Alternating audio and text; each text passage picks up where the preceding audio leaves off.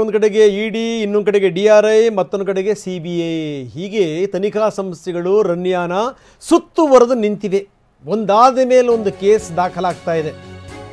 ಈಕೆಗೆ ನಂಟು ಯಾರ್ದಿತ್ತು, ಏನು ಎತ್ತ, ಯಾಕೆ ಪದೇ ಪದೇ ಹೋಗ್ತಾ ಇದ್ಲು, ಎಲ್ಲಿಂದ ದುಡ್ಡು ಸಿಗ್ತಾ ಇತ್ತು ಈಕೆಗೆ, ಎಲ್ಲಿಂದ ಚಿನ್ನ ಸಿಗ್ತಾ ಇತ್ತು, ಚಿನ್ನವನ್ನು ಹೇಗೆ ತರ್ತಾ ಇದ್ಲು. ಮೂರು ಸಂಸ್ಥೆಗಳು, ಕೇಂದ್ರದ ಮೂರೂ ಸಂಸ್ಥೆಗಳು ಮುರಿದು ಬಿದ್ದಿವೆ.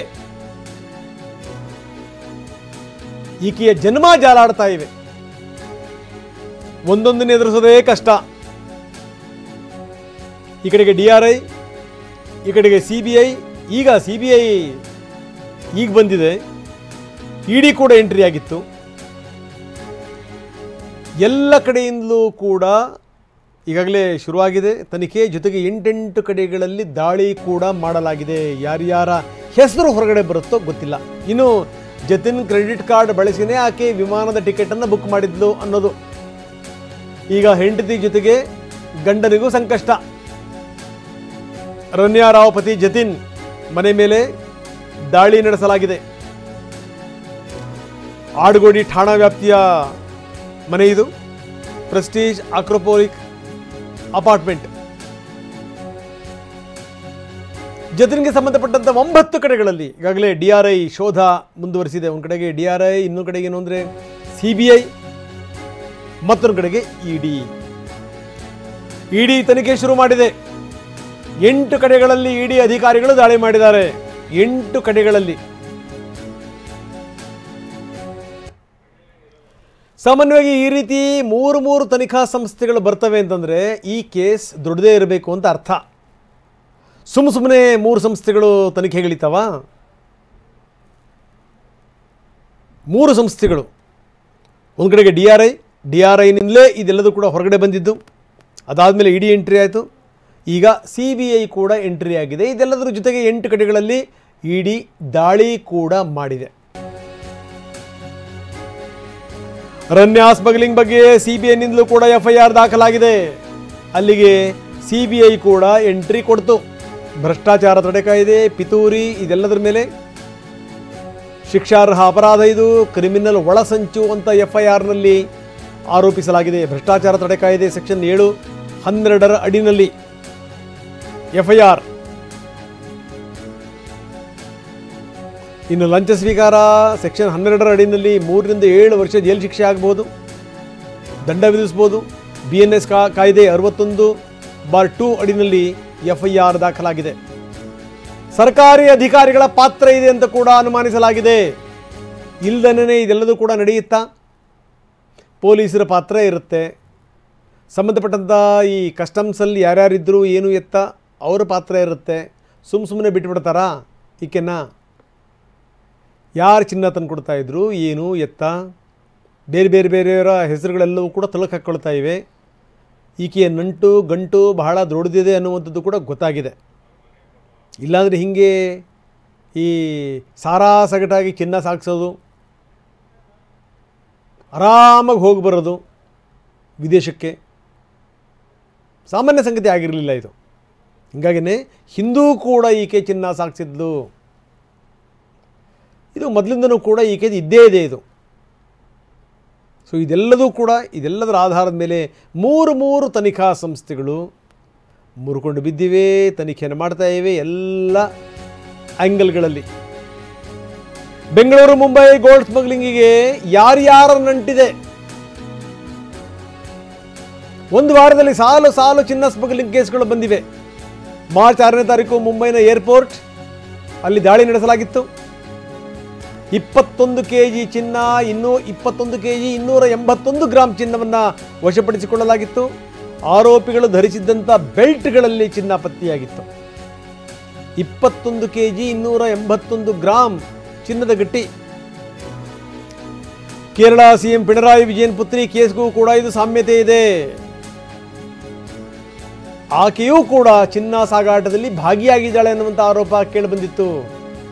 ಎಲ್ಲ ಕೃತ್ಯವನ್ನು ಕೂಡ ಒಂದೇ ಗ್ಯಾಂಗ್ ಹ್ಯಾಂಡಲ್ ಮಾಡ್ತಾ ಇತ್ತ. ಹಾಗಾದರೆ ಈಗ ನೋಡಿ, ಯಾರ್ಯಾರು VVIPಗಳು ಹೋಗ್ತಾರೆ ಅಥವಾ VVIPಗಳ ಮಕ್ಕಳು ಹೋಗ್ತಾರೆ, ಪೊಲೀಸ್ ಅಧಿಕಾರಿಗಳ ಮಕ್ಕಳು ಹೋಗ್ತಾರೆ, IAS ಅಧಿಕಾರಿಗಳ ಬಂಧುಗಳು ಹೋಗ್ತಾರೆ, ಇವರೆಲ್ಲರನ್ನೂ ಕೂಡ ಶೋಧ ಮಾಡಲೇಬೇಕು. ಹೆಚ್ಚು ಕಡಿಮೆ ಆದರೆ ಸಂಬಂಧಪಟ್ಟಂಥ ಅಧಿಕಾರಿಗಳನ್ನು ಇದಕ್ಕೆ ಒಳಪಡಿಸಬೇಕು. ಸುಮ್ಮನೆ ಅಲ್ಲ ಇದು.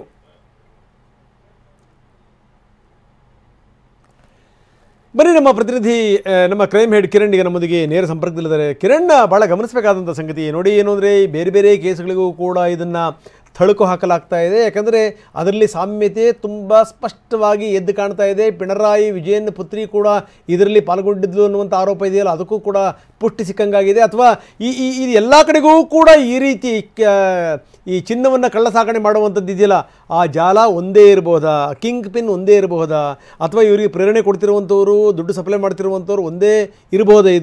ಈ ಶಂಕೆ ಕೂಡ ವ್ಯಕ್ತವಾಗಿರುವಂಥದ್ದು. ಜೊತೆಗೇನು ಅಂತಂದರೆ, ಈಗ 8 ಕಡೆಗೆ ಇಡಿ ದಾಳಿಯಾಗಿದೆ. ಈಗ 3 ತನಿಖಾ ಸಂಸ್ಥೆಗಳು, DRI, ಇಡಿ ಮತ್ತು CBI, 3 ತನಿಖಾ ಸಂಸ್ಥೆಗಳು ಈಕೆಯನ್ನು ಸುತ್ತುವರೆದಿರುವಂಥದ್ದು. ಎಲ್ಲ ಒಂದು ಕಡೆಗೆ ಬಹಳ ಆಳಕ್ಕಿಳಿಯುವಂಥ ಎಲ್ಲ ಸಾಧ್ಯತೆಗಳು ತುಂಬ ಸ್ಪಷ್ಟವಾಗಿ ಕಾಣ್ತಾ ಇದೆ. ಕಿರಣ್, ರಂಗನಾಥ್, ಮುಖ್ಯವಾಗಿ ನೀವು ಹೇಳ್ದಂಗೆ 3 ಏಜೆನ್ಸಿಗಳು ಕೂಡ ಈ ಒಂದು ಪ್ರಕರಣವನ್ನು ತನಿಖೆ ಮಾಡ್ತಾರೆ. ಆದರೆ 3 ಏಜೆನ್ಸಿಗಳು ತನಿಖೆ ಮಾಡುವಂಥ ಅವರ ಒಂದು ದಿಕ್ಕು ಅಂದರೆ ಸಪ್ರೇಟ್ ಆಗಿ ಬೇರೆ ಬೇರೆ ಇರುತ್ತೆ. ಈಗ ಎಕ್ಸಾಂಪಲ್ DRI ಅಧಿಕಾರಿಗಳು ಓನ್ಲಿ ಸ್ಮಗ್ಲಿಂಗ್ ಅಂದರೆ ಏನು ಒಂದು ಗೋಲ್ಡ್ ಇರ್ಬೋದು, ಅಲ್ಲಿಗೆ ಬಂದಾಗ ಅಲ್ಲಿಗೆ ಡಿಕ್ಲೇರ್ ಮಾಡ್ಕೊಳ್ಬೇಕಾಯಿತು, ಡಿಕ್ಲೇರ್ ಮಾಡ್ಕೊಂಡಿಲ್ಲ. ಆ ಅಡಿಲಿ ಸುಮಾರು ಈ ರಣ್ಯಾರಾವ್ ಕೇಸಲ್ಲಿ ಸುಮಾರು 4.5 ಕೋಟಿ ಸರ್ಕಾರಕ್ಕೆ ವಂಚನೆ ಮಾಡಿದ್ದಾಳೆ. ಆಮೇಲೆ ಇಲ್ಲಿಗಲ್ ಆಗಿ ಗೋಲ್ಡನ್ನು ಅಲ್ಲಿಗೆ ಯಾವುದೇ ರೀತಿಯ ಡಿಕ್ಲೇರ್ ಮಾಡೋದಲ್ಲೇ ತಗೊಬಂದಿಲ್ಲ ಅನ್ನೋ ಪ್ರಕರಣ ಮಾತ್ರ ಸೀಮಿತವಾಗಿ ಆ ಒಂದು ಪ್ರಕರಣವನ್ನು ತನಿಖೆ ಮಾತ್ರ ಮಾಡ್ತಾ ಇದ್ದಾರೆ. ಇನ್ನು ಉಳಿದಂತೆ CBI ಅಧಿಕಾರಿಗಳು ಈಗಾಗಲೇ ಪ್ರಿವೆನ್ಷನ್ ಆಫ್ ಕರಪ್ಷನ್ ಭ್ರಷ್ಟಾಚಾರ ನಿಯಂತ್ರಣ ಕಾಯ್ದೆ ಅಲ್ಲಿ ಏನು ಮುಖ್ಯವಾಗಿ ಅವರ ಒಂದು ತನಿಖೆ ಮಾಡ್ತಾ ಇರುವಂತಹ ದಿಕ್ಕು ಏನು ಅಂತಂದ್ರೆ, ಇಲ್ಲಿ ಅಧಿಕಾರಿಗಳು ಮುಖ್ಯವಾಗಿ ಕಸ್ಟಮ್ಸ್ ಅಧಿಕಾರಿಗಳು ಈ ಸಂಬಂಧಪಟ್ಟಂತೆ ಈ ಎಲ್ಲವೂ ಕೂಡ ಎಲ್ಲ ಒಂದ್ ಕಡೆ ಹಣ ತಗೊಂಡು ಅವ್ರಿಗೆ ಸ್ಕ್ಯಾನಿಂಗ್ ಮಾಡ್ದಲೆ, ಅವ್ರಿಗೆ ಯಾವುದೇ ರೀತಿಯ ಮಾನಿಟರ್ ಮಾಡ್ದಲೆ ಈಸಿಯಾಗಿ ಭ್ರಷ್ಟಾಚಾರ ಅಂದ್ರೆ ಹಣ ತಗೊಂಡು ಇವ್ರನ್ನೆಲ್ಲನೂ ಕೂಡ ಸ್ಮಗ್ಲರ್ಸ್ನೆಲ್ಲ ಒಳಗಡೆ ಏರ್ಪೋರ್ಟ್ ಒಳಗಡೆ ಮತ್ತೆ ಹೊರಗಡೆ ಬಿಡ್ತಾ ಇದ್ದಾರೆ. ಆ ದಿಕ್ಕಿನಲ್ಲಿ CBI ಅವರು ತನಿಖೆಯನ್ನ ಮಾಡ್ತಾ ಇರುವಂತ ದಿಕ್ಕು. ಇನ್ನು ಉಳಿದಂತೆ ED ಅವರು ಕೂಡ ತನಿಖೆ ಮಾಡ್ತಾ ಇರುವಂತಹ ದಿಕ್ಕು ಏನು ಅಂತಂದ್ರೆ, ಮುಖ್ಯವಾಗಿ ಈಗಾಗಲೇ ಈ ದೇಶದಿಂದ ಇಲ್ಲಿದೆ ಕಪ್ಪು ಹಣ ಬೇರೆ ವಿದೇಶಕ್ಕೆ ಅಂದ್ರೆ ಎಕ್ಸಾಂಪಲ್ ದುಬೈಗೆ ಹೋಗ್ತಾ ಇದೆ, ಅಲ್ಲಿಂದ ಇಲ್ಲಿಗಲ್ ಆಗಿ ಈ ಒಂದು ಗೋಲ್ಡ್ ವಾಪಸ್ಸು ವೈಟ್ ತರ ಮುಖಾಂತರ ವಾಪಸ್ ಇಂಡಿಯಾಗೆ ಬರ್ತಾ ಇದೆ. ಅಂದ್ರೆ ಎಲ್ಲೋ ಒಂದ್ ಕಡೆ ಹವಾಲಾ ಹಣ ಇಲ್ಲಿಂದ ಕಪ್ಪು ಹಣ ಬೇರೆ ದೇಶಕ್ಕೆ ಹೋಗುವಂಥದ್ದು ಅಥವಾ ಅಲ್ಲಿ ಇನ್ವೆಸ್ಟ್ಮೆಂಟ್ ಮಾಡುವಂಥದ್ದು, ಮತ್ತೆ ಅಲ್ಲಿಂದ ವಾಪಸ್ ಆಗಿ ದುಡ್ಡು ಇಲ್ಲಿಗಲ್ ಆಗಿ ಇಲ್ಲಿಗೆ ಬರ್ತಾ ಇರುವಂಥದ್ದು ಅಂದ್ರೆ ಗೋಲ್ಡ್ ರೂಪದಲ್ಲಿ ಇಲ್ಲಿಗೆ ಬರ್ತಾ ಇರುವಂಥದ್ದು. ಆ ದಿಕ್ಕಿನಲ್ಲಿ ಈಗ ED ಅಧಿಕಾರಿಗಳು ತನಿಖೆ ಮಾಡ್ತಾ ಇರುವಂಥದ್ದು. ಇನ್ನು ಉಳಿದಂತೆ ಈಗ CBI ದವ್ರದ್ದು ಏನು ಅಂತಂದ್ರೆ, ಈಗಾಗಲೇ FIR ಅನ್ನ ದಾಖಲು ಮಾಡ್ಕೊಂಡ್ರು. ಮುಖ್ಯವಾಗಿ ಮುಂಬೈನಲ್ಲಿ ಇತ್ತೀಚೆಗೆ ಅಷ್ಟೇ 2 ಒಮೆನ್ ಪ್ರಜೆಗಳನ್ನ ಅರೆಸ್ಟ್ ಮಾಡ್ತಾರೆ. ಅಲ್ಲಿ 21.5 kg ಚಿನ್ನವನ್ನ ಕೂಡ ವಶಪಡಿಸಿದ್ದಾರೆ. ಸುಮಾರು 18 ಕೋಟಿ ರೂಪಾಯಿ ವರ್ತಿನ ಒಂದು ಚಿನ್ನವನ್ನು ಕೂಡ ಅಲ್ಲೇ ಇದೇ ತರ ಏನು ಗೋಲ್ಡ್ ಬಾರ್ನ ಅಲ್ಲಿ ಸೀಸ್ ಮಾಡ್ತಾರೆ ಸ್ಮಗ್ಲಿಂಗ್ ಮಾಡ್ಬೇಕಾದ್ರೆ ಅಲ್ಲಿ ಏರ್ಪೋರ್ಟ್ ಅಲ್ಲಿ. ಇನ್ನು ಬೆಂಗಳೂರಿನಲ್ಲಿ ಆಗಿದ್ದಂತ ಘಟನೆ ಕೂಡ ಯಥಾವತ್ತಾಗಿ ಅಲ್ಲೂ ಕೂಡ ಅದೇ ಇರುತ್ತೆ. ಅದು ಕೂಡ ದುಬೈಯಿಂದನೇ ಬಂದಿರುವಂತದ್ದು. ಇಲ್ಲಿ ಬೆಂಗಳೂರಿನಲ್ಲಿ ಆಗಿರೋ ರಣ್ಯಾರು ಕೂಡ ದುಬೈನಿಂದನೇ ಬಂದಿರೋದು. ಇದಲ್ಲದೆ ಈ ಹಿಂದೆ ಕೇರಳದ CM ವಿಜಯನ್ ಅವರ ಮಗಳದ್ದು ಕೂಡ ಒಂದು ಆರೋಪ ಇತ್ತು, ಗೋಲ್ಡ್ ಸ್ಮಗ್ಲಿಂಗ್ ಮಾಡ್ತಾ ಇದ್ದಾರೆ ಅನ್ನೋದು ಕೂಡ ಒಂದು ಆರೋಪ ಇತ್ತು. ಇವೆಲ್ಲವೂ ಕೇಸು ಒಂದೇ ಗ್ರೂಪ್ ಅಂದ್ರೆ ಇಲ್ಲಿ ಆಗ್ತಾ ಇರುವಂತ ಮುಂಬೈನಲ್ಲಿ ಸಿಕ್ಕಿರುವಂತದ್ದು, ಕೇರಳದಲ್ಲಿ ಇರ್ಬೋದು, ಬೆಂಗಳೂರಲ್ಲಾಗಿರ್ಬೋದು, ಈ 3ಕ್ಕೂ ಕೂಡ ಸಾಮ್ಯತೆ ಇದೆ. ಒಂದೇ ನೆಟ್ವರ್ಕ್ ಆಪರೇಟ್ ಮಾಡ್ತಾ ಇದ್ದಾರೆ. ಯಾಕೆಂದ್ರೆ ಇದು ಒಬ್ರು ಇಬ್ರು ಮಾಡೋಕ್ಕಾಗಲ್ಲ ರಂಗನಾಥ್. ಯಾಕೆಂದ್ರೆ ಇದು ದೊಡ್ಡ ಮಟ್ಟದ ಜಾಲ ಇರಬೇಕು. ಇಲ್ಲಿ ಗೋಲ್ಡ್ ಅನ್ನ ತಗೊಬಂದು ದುಬೈನಲ್ಲಿ ಇಡುವಂಥದ್ದು, ಅಲ್ಲಿಂದ ಮತ್ತೆ ಇಲ್ಲಿಗೆ ಬರುವಂಥದ್ದು, ಇಲ್ಲಿಂದ ದುಡ್ಡು ಅಲ್ಲಿಗೆ ಹೋಗುವಂಥದ್ದು, ಇವೆಲ್ಲವೂ ಕೂಡ ದೊಡ್ಡ ಮಟ್ಟದ ನೆಟ್ವರ್ಕ್. ಅದರಲ್ಲಿ ಅಧಿಕಾರಿಗಳು ಶಾಮೀಲಾಗಿದ್ದಾರೆ, ರಾಜಕಾರಣಿಗಳು ಕೂಡ ಇದ್ದಾರೆ, ಆಮೇಲೆ ಜೊತೆಗೆ ಇಲ್ಲಿ ಬಿಸ್ನೆಸ್ ಮ್ಯಾನ್ ಮತ್ತೆ ಚಿನ್ನದ ವ್ಯಾಪಾರಿಗಳು ಇವರೆಲ್ಲರೂ ಕೂಡ ಸೇರ್ಕೊಂಡಾಗಲೇ ಹಾಗಾಗಿ 3 ಏಜೆನ್ಸಿಗಳು ಈಗ ಬೇರೆ ಬೇರೆ ಈಗ ಬೆಳಗ್ಗೆನೇ 8 ಕಡೆಗಳಲ್ಲಿ ಈಗ ದಾಳಿ ಶುರುವಾಗಿದೆ ಇಡಿದು. ಸಾಮಾನ್ಯವಾಗಿ ನೀವು ಹೇಳ್ತಾ ಇದ್ರಿ 3 ಸಂಸ್ಥೆಗಳು ಬೇರೆ ಬೇರೆ ವಿಧಾನದಲ್ಲಿ ತನಿಖೆ ಮಾಡ್ತವೆ. ಆದ್ರೆ ಏನು ಅಂತಂದ್ರೆ ರಿಸಲ್ಟ್ ಏನು ಅಂತಂದ್ರೆ, ಈ ಎಲ್ಲಿಂದ ಬರ್ತಾ ಇತ್ತು ಚಿನ್ನ, ಯಾರಿದನ್ನು ಸಾಗಿಸ್ತಾ ಇದ್ರು, ದುಡ್ಡು ಯಾರಿಗೆ ಕೊಡ್ತಾ ಇದ್ರು, ಬ್ಲಾಕು ವೈಟು, ಈ ಕಥೆಗಳೆಲ್ಲ ಏನೇನು, ಚಿನ್ನ ಕಳ್ಳ ಸಾಗಾಣಿಕೆ ಯಾವ ರೀತಿ ಆಗ್ತಾ ಇತ್ತು, ಇದೆಲ್ಲದೂ ಕೂಡ ಇಲ್ಲಿ ಬರುವಂಥದ್ದು ಏನು ಅಂದರೆ, ಈಕೆಯಿಂದಾಗಿ ಈಕೆಯ ಪತಿಯೂ ಕೂಡ ಸಿಕ್ಕಾಕೊಳ್ಳುವಂಥ ಎಲ್ಲ ಸಾಧ್ಯತೆಗಳಿದೆ. ಜೊತೆಗೆ ಈಕೆ ಕುಟುಂಬದವರೂ ಕೂಡ ಇದರ ವ್ಯಾಪ್ತಿ ಬಂದರೆ ಅಚ್ಚರಿಯಿಲ್ಲ. ಜೊತೆಗೇನು ಅಂತಂದರೆ ಬೇರೆ ಬೇರೆಯವರ ಹೆಸರುಗಳೂ ಕೂಡ ಕೇಳಿ ಬರ್ತಾ ಇದೆ.